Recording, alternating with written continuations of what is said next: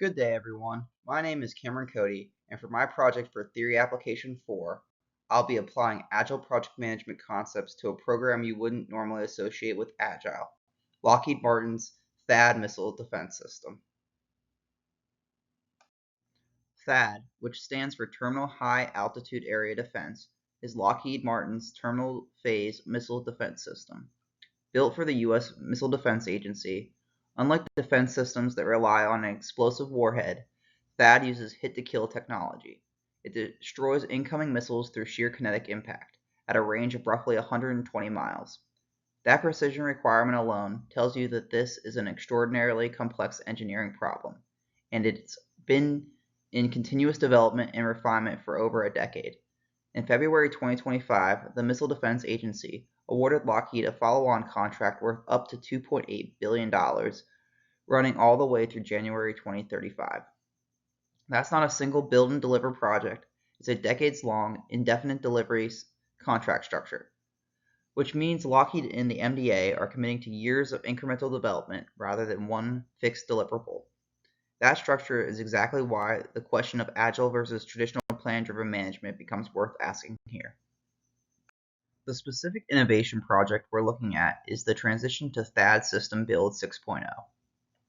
This follows Build 5.0, which was the largest hardware refresh in the program's history to date. Build 6.0 adds three major capability areas: enhanced interceptor performance against maneuvering targets, tighter integration with the Army's Patriot Missile Segment Enhancement System, and a meaningful improvement in cybersecurity posture across the program. What's important here is that this isn't a single redesign moment, it's an incremental capability block approach where each build adds defined new functionality on top of what's already fielded. That incremental structure is precisely where agile methods start to become genuinely relevant, because you're not managing one giant fixed scope deliverable, you're managing a rolling sequence of upgrades. This connects directly to two chapters from our textbook. Chapter 10, Budgeting Projects, covers how organizations allocate and control funding across a project's lifecycle, typically through techniques like cost baselines, contingency reserves, and earned value tracking.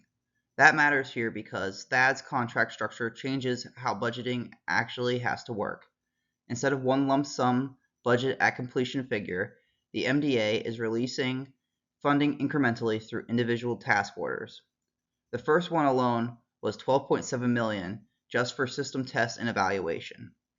Chapter 11, Project Uncertainty Planning, is about identifying and managing risk and unknowns before they derail a project. That's directly relevant because the missile threat environment THAAD defends against doesn't stay fixed. New missile classes and countermeasures emerge constantly, which means requirements genuinely can't be frozen the way a traditional plan-driven approach would prefer. Our required source for this topic is Sidal Neely's Harvard Business School video, What Are Agile Teams? It traces Agile back to 2001 when 17 software developers met in Snowbird, Utah, specifically because they wanted to move away from highly sequential, heavily documented development plans. Out of that meeting came the Agile Manifesto, which prioritizes four things: individuals and interactions over rigid processes and tools, working products over comprehensive documentation, customer collaboration over contract negotiation, and responding to change over following a fixed plan. Neely describes Agile teams as intentionally small, usually 6 to 9 people, cross-functional, and autonomous, meaning they own the development process from the start to finish without a single person in charge. They rely on rapid prototyping, frequent customer feedback, and short check-ins like daily stand-up meetings to build trust and accountability.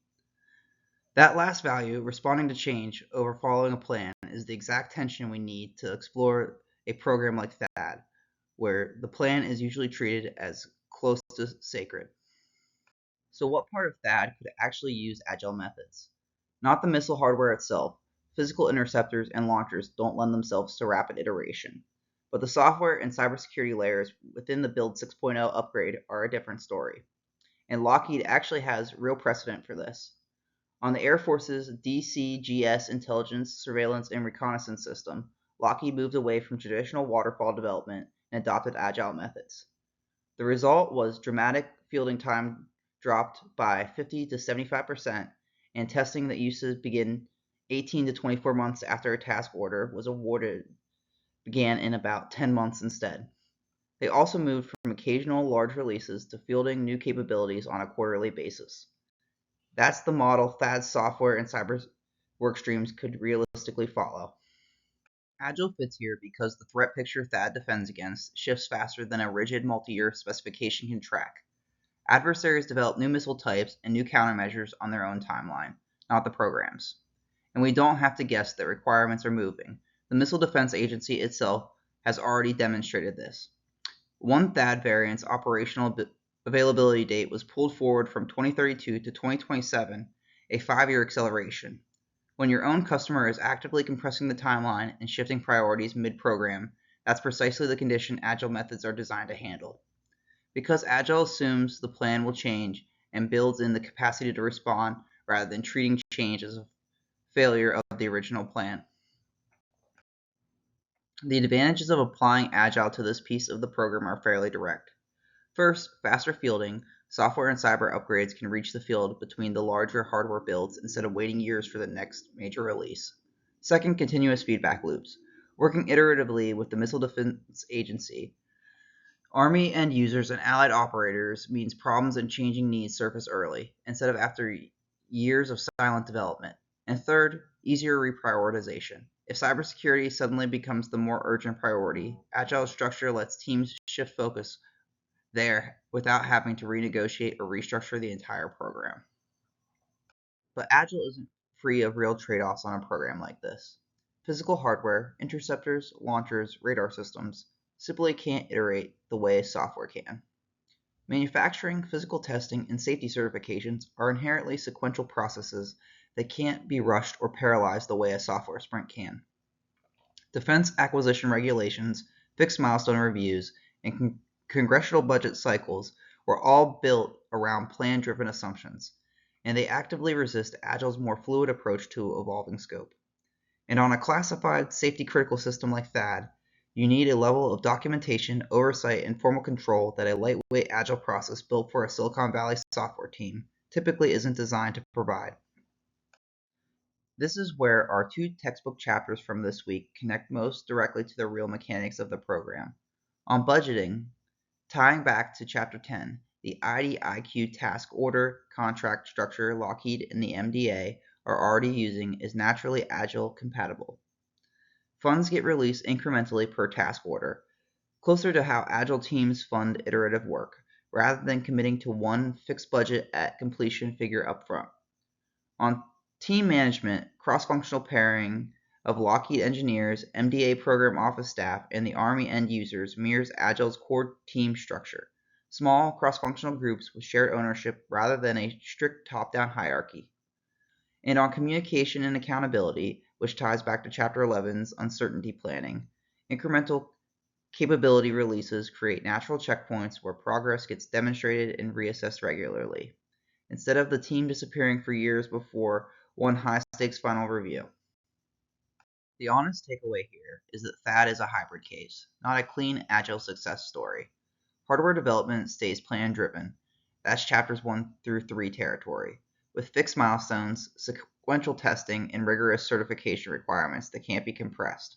But the software-defined layers, fire control software, cyber hardening, sensor integration, can genuinely run Agile.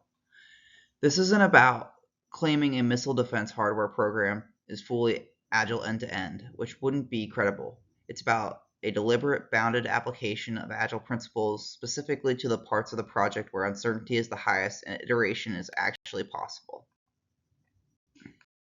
My recommendation is that Lockheed and the Missile Defense Agency should formally scope Agile methods to THAAD software-defined subsystems, fire control software, cyber hardening, and sensor fusion, while deliberately keeping hardware milestones plan-driven. The broader lesson here applies well beyond THAAD. Agile isn't about abandoning structure on high-stakes programs. It's about identifying exactly where uncertainty is highest and applying iteration there, while leaving the parts of the project that genuinely require certainty exactly as rigorous as they've always needed to be. The core takeaway from my presentation is this. Even a highly regulated, safety-critical defense program like THAAD can borrow Agile's central value, responding to change over rigidly following a plan, without compromising the certainty that hardware and safety genuinely require. That balance, not a wholesale switch to Agile, is what makes innovation actually achievable on programs like this one. Thank you for your time. I'm happy to take any questions in the chat below. Here are my references for this project, and here is the image citation. Thank you.